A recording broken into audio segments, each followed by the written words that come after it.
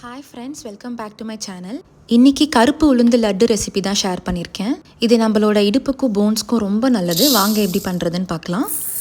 இதுக்கு 1 கப்பு கருப்பு உளுந்து எடுத்து நல்லா வாஷ் பண்ணி சன்னில் ட்ரை பண்ணி எடுத்துக்கோங்க. அதை கடாயில் நல்லா ட்ரை ரோஸ்ட் பண்ணிக்கோங்க.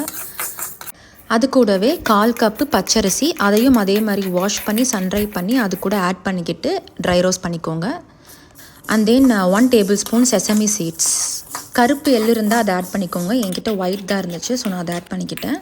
இப்போ நல்லா கலர் சேஞ்ச் ஆனதுக்கப்புறம் அதை ஒரு தட்டைக்கு மாற்றி ஆற வச்சுக்கோங்க. ஆறுனதுக்கப்புறம் மிக்சர் ஜாருக்கு மாற்றி அரைச்சி எடுத்துக்கோங்க. இந்த மாதிரி பவுடராக கிரைண்ட் பண்ணி அதை ஒரு பிளேட்டுக்கு சேஞ்ச் பண்ணிக்கோங்க.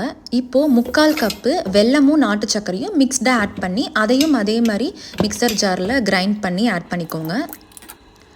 இதையும் ஆட் பண்ணிக்கிட்டு அண்ட் தென் ஒரு 1/4 கப்பு மிக்ஸ்டு நட்ஸு, உங்களுக்கு எது வேணால் நீங்கள் எடுத்துக்கலாம். நான் வந்து கேஷ்யூஸும் ஆல்மண்ட்ஸும் சாப் பண்ணி ஆட் பண்ணிக்கிட்டேன். இப்போது ஒரு 1/2 கப்பு நெய்யை நல்லா காய்ச்சி இது கூட கொஞ்சம் கொஞ்சமாக ஆட் பண்ணி மிக்ஸ் பண்ணிகிட்டே வந்து உருண்டை பிடிச்சி எடுத்துக்கோங்க. அவ்வளோதான்.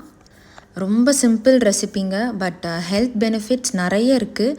நீங்கள் டெய்லி ஒரு லட்டு எடுத்துகிட்டு வந்தீங்கன்னா உங்களுக்கு போன்ஸுக்கு ரொம்ப நல்லது. எஸ்பெஷலி விமென்ஸ்க்கும் கிட்ஸுக்கும் இது ரொம்ப நல்லது. வீக்லி ஒன்ஸ் இந்த மாதிரி ரெடி பண்ணி வச்சுக்கிட்டு அதை ஏர்டைட் கண்டெய்னரில் ஸ்டோர் பண்ணி வச்சுக்கோங்க. டெய்லி ஒன்று சாப்பிட்டுட்டே வாங்க, ரொம்ப நல்லது.